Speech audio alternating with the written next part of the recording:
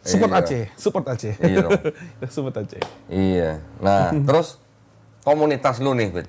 Dulu kan lu waktu masih di sono komunitas, Iya, punya komunitas ada, pasti kan. bener. Entah apa saudara-saudara atau mungkin teman-teman. Iya. Sekarang lu komunitas baru atau enggak? Sekarang alhamdulillah kan ketika 2023 sampai 2006 komunitas ya paling pertama kali kan saya kenal Kodondi ya dari Kodondi kena Sebelum gua Kowendi Ramji dulu kan Ramji ex Habib Ramji Ya, ex-Habib. ex Habib yang dicium tangan ya dia Enggak, kalau ex-Habib berarti udah enggak Habib lagi tuh. karena udah nggak dicium tangan Udah nggak cinta. terus abis Kowendi Lofu di Ya. NCIP kan ketemu Kodondi akhirnya ketemu Kang Asep Babe Fadlan dulu Babe dong. Fadlan ini kan MCIP semua Lu masih ke masjid itu? masih dong Masjid apa namanya? Masjid Al Bukhari Al-Bukhari. Masjid Al Di Tanah Bukhari. Abang ya? Iya, Masjid Al Bukhari. Terus? Nah, terus ya kenal sama Kodondi dari Kodondi tuh menyemar Ko Julius. Terus Kang Asep ngaji cerdas, terus Ustadz Asep. Kohan, Masjid Lautse, iya. Ustadz Kohan, Masjid Lautse. Hans Ahmad. Ya, dari Kodondi juga. Masya Allah nih guru saya nih Kodondi. Wow. Bener-bener yang menginspirasi saya Kodondi. Masya Tapi Allah. waktu itu lu kalau nggak salah di tempatnya Julius lu pernah ngonten sama Luga ya? Nah, iya itu diajak sama Julius tuh. Ya ngapain? Si lu enggak, jadi itu Ko Julius ada yang mau syahadat sama Ustadz Ko Ajis Lo di situ. Saya juga nggak tahu tuh si Ko Julius itu ngundang si Luga di situ. Itu pertama kali saya ketemu dia tuh. Oke. Saya kan ini pertama kali ketemu dia. Ngomongin apa? Ngomongin enggak, pertama kan syahadat dulu tuh. Pertama udah selesai syahadat, jadi si Luga di bawah. Lagi. Dia pengen naik ke atas kan yang syahadat ini kan suami istri, yang suaminya yang syahadat, yang istrinya nggak mau ketemu dia, jadi Nggak mau ketemu siapa? nggak mau ketemu si Luga, jadi Luganya dibawa, Luga bawa temennya cewek gitu, pokoknya saya nggak tahu deh, pokoknya dibawa. Nah setelah itu ya udah ada di atas, udah selesai syahadat, sama Ko Haji sudah dikasih sertifikat, ya kan, udah selesai itu, udah dia baru naik ke atas, dia naik ke atas, si siapa Ko Julius sama, jadi si Luga sama Ajis ini ya saling berdiskusi lah. Kalau ngomong berdebat kayaknya kayak berdiskusi ya tentang kepercayaan yang satu kepercayaan Luga dan tentang kita Islamnya gitu. Karena kan kita harus memberikan kebenaran lah, memberikan kebenaran yang kita tahu seperti itu toh. Terus lu ikut debat juga sama Luga? Enggak, lihat doang sih. Oh, lihat doang. Oke. Lihat doang, lucu-lucuan aja cuman dia. Dia kan lu debat sama Luga. nggak lihat doang, dia kan karena ada Julius juga kan, Julius sama Ko Ajis ngobrol berdiskusi sama si Luga seperti itu kok. Lu kalau ketemu Luga, ketemu lagi misalnya, lu kasih air putih. Bang, tolong dong bikin jadi kopi gitu, atau bikin jadi anggur gitu. Dia ditunjuk sama dia. Dia kayak gitu guys. Tolong bikinin gitu kan, dia ngaku nabi gitu kan. Itu lu bikinin jadi anggur, jadi kopi atau jadi jus gitu. Kan dia datang kan katanya datang di DJN Oh iya. hari pertama. Nggak, lu kasih dia, bang, jus alpukat dong gitu. Ubah. Dia kayak gitu. Dulu pernah di sini Iya. begituin, bang, kopi gua habis, tolong bikin jadi kopi. Oh bukan begitu caranya. Gimana caranya? Yesus langsung bisa bikin anggur katanya di kitab lu. Kenapa lu nggak bisa? Ngaku nabi gitu. Iya dia ada ngomong juga, saya ada ke Kodondi juga tuh katanya, dia bilang gitu ya kan. Iya. Dia ada ke Kodondi juga. Yang nonton pasti banyak nungguin nih. Kenapa nggak ditayangin? Iya gitu? itu, dia ada ngomong juga kayak gini. Saya debatnya berapa jam gitu ya, 8 lama. jam. Ngomong yang ditayangin cuma sebentar doang. Ah masa sih? Saya bilang Nggak ada, begitu. ditayangin cuma bikin shot aja. Ntar kalau gua tayangin dia minta duit.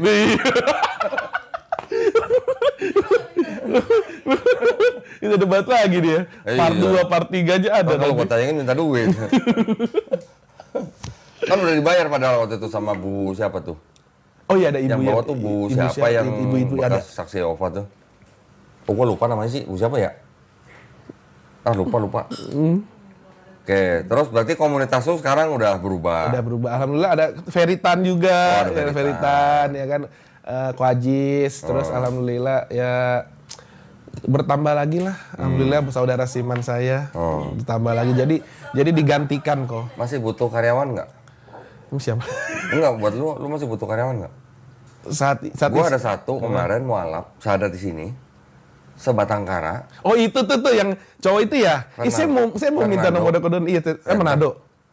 Fernando. Orang Singkawang. Oh di Singkawang Kalimantan juga. Bisa bahasa kayak dia sibuk apa kok sekarang? Nggak kerja. Ini kemarin habis sunat.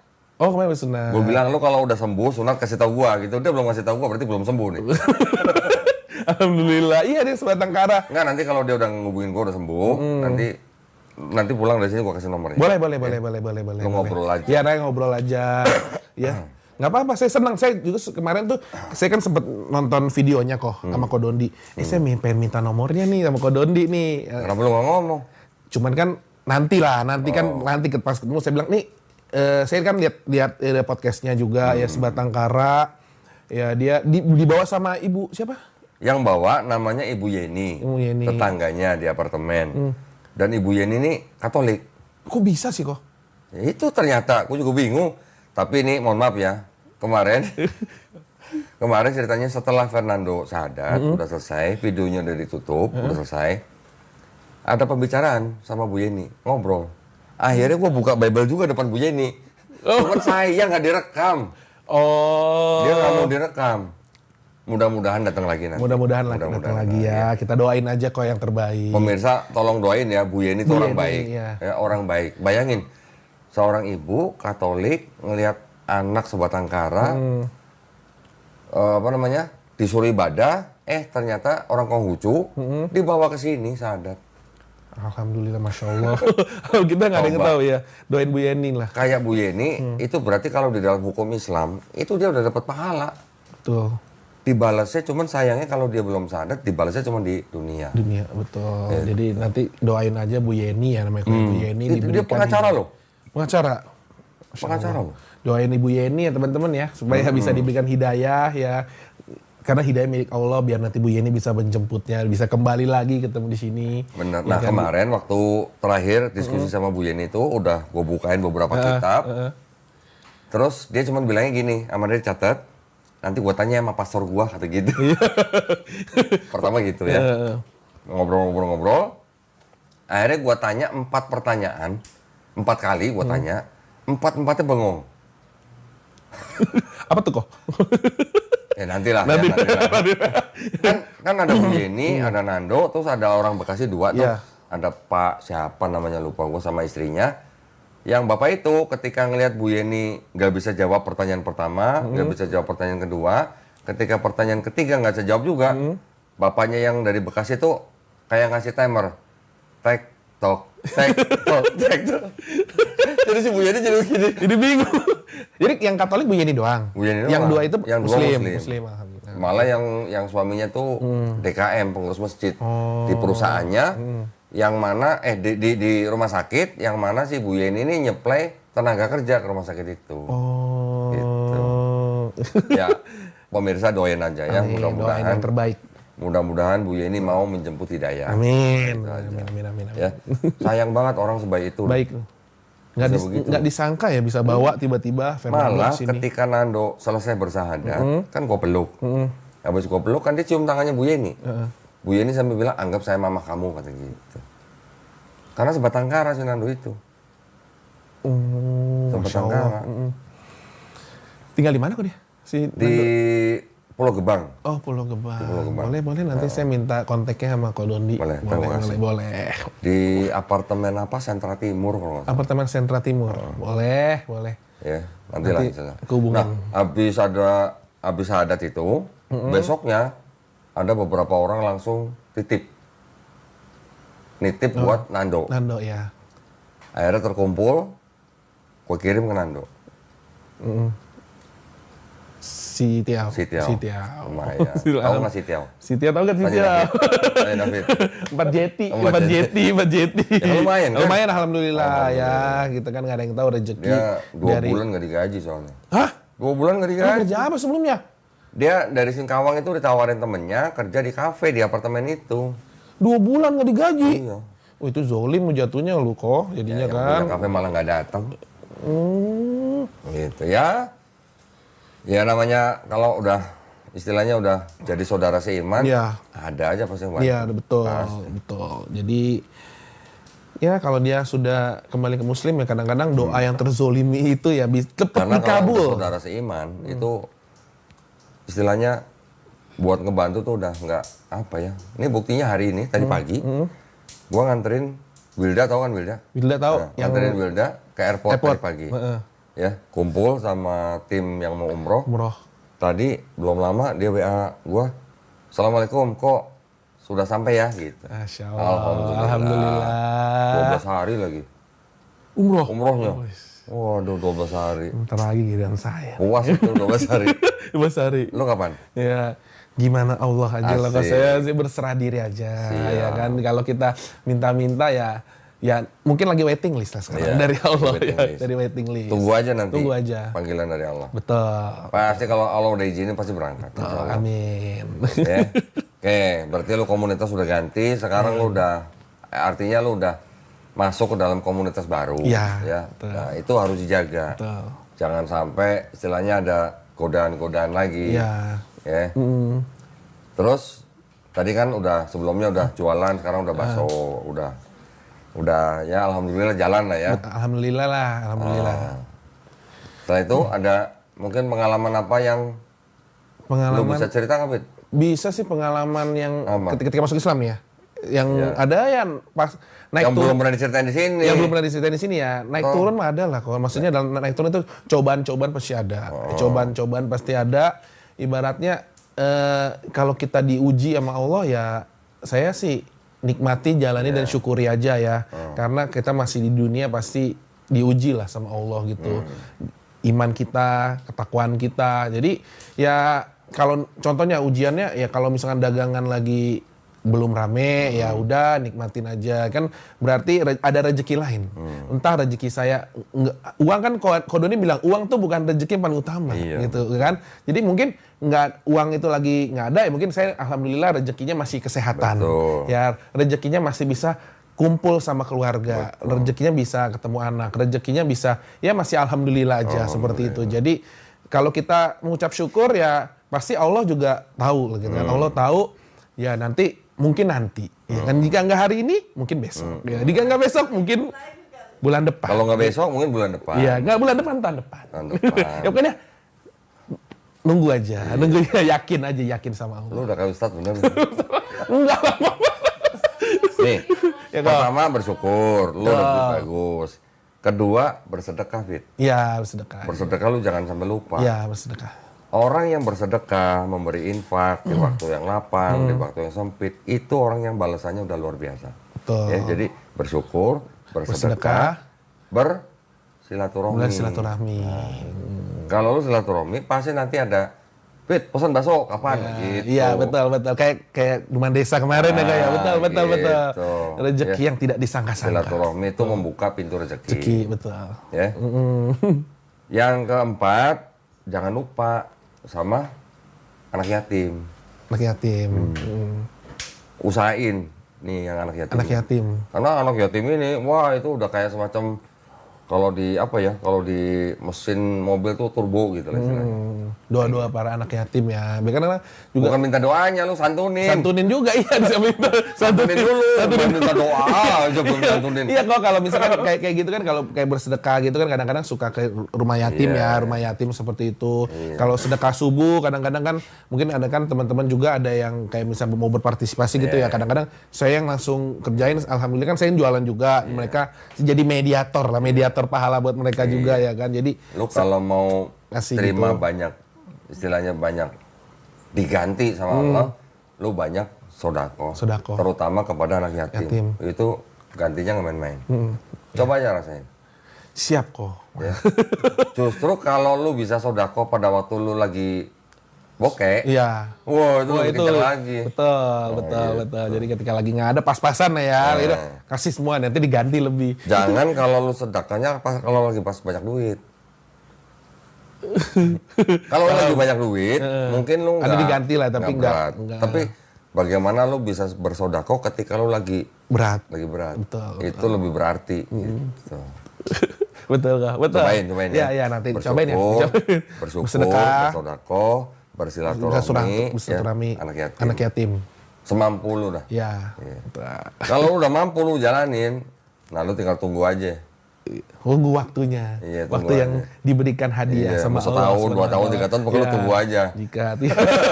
Tunggu aja, pasti akan nggak ada. Mungkin selama itu. Iya, pasti akan datang waktunya.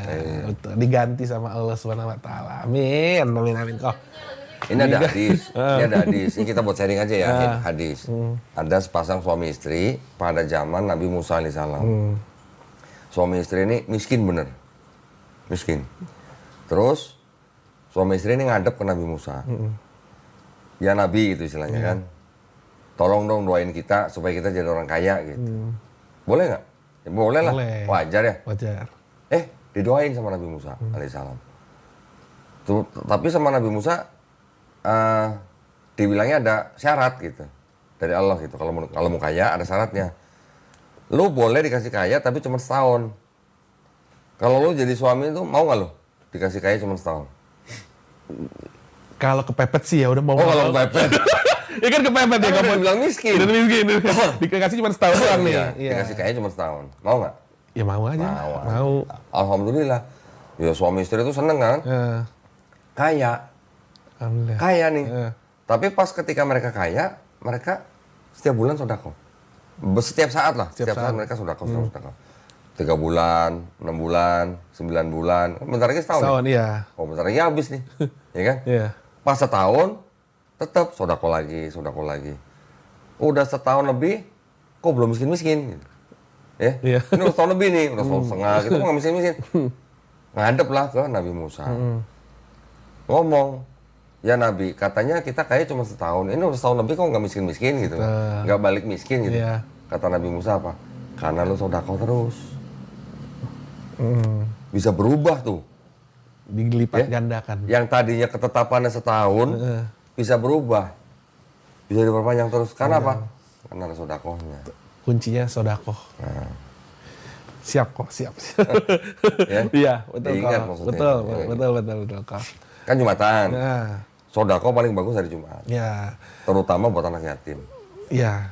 Sedekah, Jumat berkah gitu ya, Jumat berkah. Betul. Lo kan juga jualan bakso buat Jumat berkah. Ya, ada kan kadang-kadang yang ingin berpartisipasi. Alhamdulillah orang juga udah mulai percaya kan sama saya. Jadi lo antar kemana? Di masjid di bawah, di masjid dibagiin lagi masjid apa di bawah tuh Nurul Falah, masjid di bawah. Jadi kan saya kan lagi ketika sholat Jumat ya kan istri yang beres-beresin gitu, ditata-tata lah. Tapi kalau nggak ada yang berpartisipasi, lu tetap cuma berkah? Iya dong. Berapa porsi? Ya seadanya. Enggak seadanya, semampunya saya lah kok, mampunya saya kan. Pokoknya, tapi alhamdulillah ya kok ya. Alhamdulillah ya kan saya juga nggak perlu ngomongin sedekah berapa, cuman saya ketika orang berpartisipasi saya ada tambahin gitu. Cuman tambahin gitu. Jadi alhamdulillah nih kok. Yang kok Don dibilang itu ya benar. Ketika kita tambahin orang makin percaya. Orang makin percaya. Dulu saya inget banget ya 500.000, ya kadang-kadang naik lagi jadi 1 juta. Jadi buat Jumat berkah, titip buat Jumat berkah. Saya bilang yang ini kok banyak saya bilang gitu ya. Tapi alhamdulillah ya saya bilang jangan kurang ya, saya bilang gitu ya. Lebih baik ngasih lebih daripada kurang. Ini kan jadi tanggung jawab saya nanti di akhirat gitu. Iya, yang mana? Makanya yang jangan kurang ya. Udah lebihan aja dah. Kadang lupa udah lebihin aja. Kalau lebih kan kita dapat pahala juga kalau lebih. Kalau kurang jadi jadi tanggung jawab kita nanti. Betul di akhirat nanti. Nah, akhirnya ya udahlah, alhamdulillah amanahnya tersalurkan semua ya ya. Jadi sekarang rutin tiap Jumat berkah. Ya kalau sedekah subuh ya jarang-jarang tapi ada aja alhamdulillah seperti itu. Ya, orang yang tidur di yang siapa yang punya ide Jumat berkah? Ya saya sama istri sih Jumat berkah. Jumat berkah jadi kadang-kadang kalau di itu kan biasa kan kita bagi jadi 2 ini Jumat berkah subuh sama Jumat berkah setelah sholat Jumat. Nah karena berhubung sekarang hujan terus kan saya bagiin naik motor kan Jumat berkah. Kalau misalnya nggak hujan saya bagiin yang biasa orang-orang yang tidur di jalan gitu ya sebelum pas subuh ya pas subuhan saya orang tidur di jalan gitu. Kita beberapa spot ya beberapa titik spot saya sama istri jadi bagi-bagiin gitu kan bagi-bagiin mereka yang yang tidur yang bisa dibilang saya lihat sendiri kok beralaskan kardus terus berselimutkan karung itu ya saya bagi mereka alhamdulillah seneng gitu loh kok alhamdulillah. Itu udah bagus banget. Tapi sekali-sekali ke rumah yatim piatu. Iya rumah yatim piatu ya kok. Sekali-sekali. Iya rumah yatim piatu nanti mungkin minggu ini. Insya Allah ya. Kalau di ini, rumah yatim piatu biasanya nanti pengurusnya akan panggil tuh anak-anak yatim piatunya. Doain lu. Oke kok. Nah doanya anak yatim piatu itu yang kunci mujarab mujarab itu. Iya ya boleh kok boleh nanti kemudian minggu ini insya Allah nanti lo rasain sendiri nanti lo cobain sendiri gue juga dulu dari itu aja kok dari yang bagi Jumat berkah dari ketika habis sholat Jumat ketika Jumat berkah subuh itu aja udah saya rasain kok apalagi mungkin dari di orang yatim piatu itu ya kok ya dari anak-anak yatim piatu ya insya Allah lu sebulan makan beras sekarung ada? Sebulan? Ya sekarung 5 kilo. Sekarung? Nggak tahu, lu makannya sebulan berapa? 5 kilo atau 10 kilo? Berapa sebulan? Oh makannya di luar mulu sih. Sebulan ada kan... Berapa? Satu karung gede kok. 25? Nggak habis juga lah, 20 lah, 20 kilo ada. Ya udah 20. 20. Nah, lu coba ketika lu beli beras yang 20, lu beli 2. Dua. Nah, yang satu buat lu, satu kasih anak yatim. Oh, langsung ke anterin ya kayak oke. Boleh. Iya, benar. Dapat ilmu lagi dari guru Kodoni. Gue cuma bagi pengalaman doang. Ya pengen lah, saya pengen kan segala apa yang Kodoni udah sampaikan ke saya dari awal kita bertemu ya sampai 2023 sampai sekarang 2026 ya tetap saya jalanin, tetap saya ingat. Kadang orang sering begini, aduh gue susah, lagi miskin, tapi lupa bersedekahnya atau berinfaknya lupa. Kuncinya di situ. Nah ketika lupa, nah itu yang jadi gimana ya? Jadi morat-marit gitu. Tapi kalau ingat bersyukur, berinfak, mau di waktu lapang, waktu lu sempit itu yang pasti diperhatiin. Betul. Diperhatiin sama Allah Subhanahu wa taala. Iya benar Kak, makasih kau udah ngingetin. Terus lo belum supply ke kantor-kantor gitu udah? Supply ke kantor-kantor belum lagi kok. Belum lagi. Terakhir kali yang mau pesen catering gitu ya kok ya belum lagi sih kok. Lo nggak bikin brosur atau pamflet gitu? Ada brosur kan kayak brosur kemarin yang saya kirimin itu juga ada brosur kayak cetakan gitu, ada brosur yang apa namanya? Banner ada. Enggak brosur buat dibagi masjid, bagi di kantor kayak gini gitu. Kok. Ada ini kayak gini ada. Ada bakso sisipit. Ini kok. Apa nih bakso jumbo beranak, bakso urat, bakso halus. Ada.